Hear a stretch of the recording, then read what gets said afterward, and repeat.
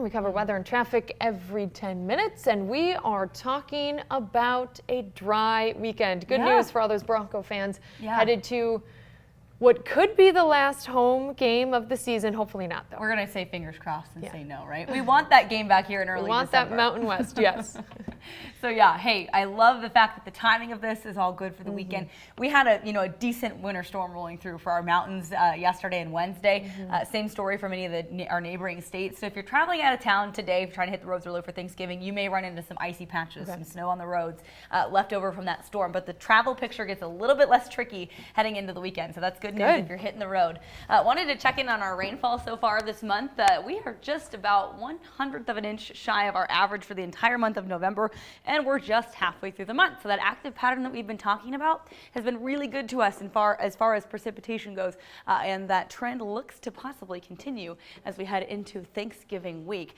The area of low pressure and that cold front affiliated with it that passed through our area yesterday continues its march to the south and east, so it kind of zips out and moves down south into Colorado for us later today. And instead, behind it, we'll see windy conditions here in the Treasure Valley, but otherwise a dry start to the weekend. We'll stick with dry conditions, but a chilly start to the weekend heading into your Saturday and Sunday. So high pressure in control here for a couple days, but then as we get into next week, we are talking about more storms brewing out there in the Pacific that could bring a healthy dose of rain and more mountain snow in those higher elevations. So that next storm could be another potent one, kind of like what we saw move through here Wednesday, Thursday, where it was a little bit wet around here. Timing on this does look to be Monday, possibly into Tuesday. Pretty good chance of that one. And then we're keeping our eyes on Wednesday into the Thanksgiving holiday itself.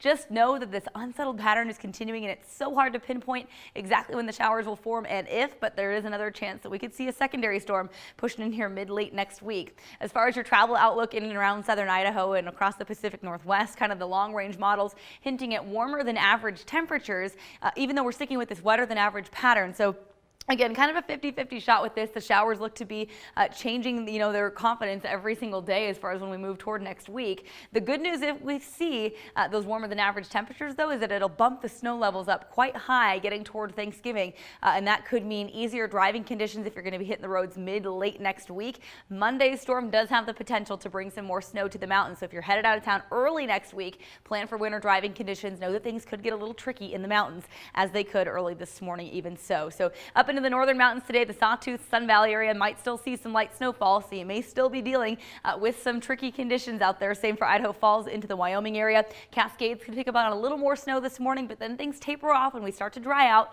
getting into this afternoon and evening. So a better picture the later you leave today or tomorrow. We'll hold off on our next batch of rain for the Pacific Northwest until Sunday into the morning and afternoon. It's going to be mostly rain in the Washington area until you get into the Cascades, but I think as we continue into Monday, we want to be watching for the potential for some more wet weather, winter driving conditions over those mountain passes in the region.